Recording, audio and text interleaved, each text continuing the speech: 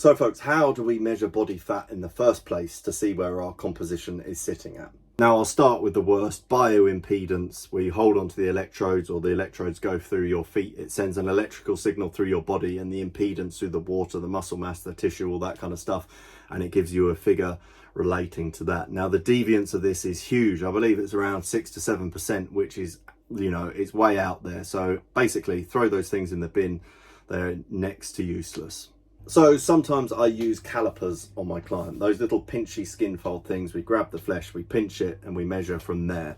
And there are several formula that you can do. There's the Jackson Pollock formula. There's a multitude of them anyway that kind of give you a figure. But the problems with these are kind of substantial too. They rely on the person actually giving the reading to be very proficient in the actual use of them, finding the exact same site every single time. And the formulas aren't exact either.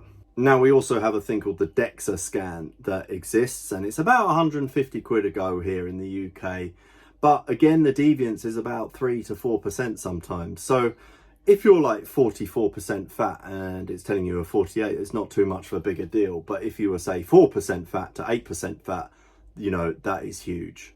And lastly, which we have, is just the visual eye. So I use that mainly with my clients. I get them to take before and after photos, not just so I can boast about how well they're doing, but also because visually I can kind of see, I know what 14% body fat looks like. I know what, 20% looks like, give or take a few percent, but we can also see that as an objective marker month by month as someone improves. Now guys, any questions about body fat testing, please hit me up in the comments and I would be happy to answer them for you.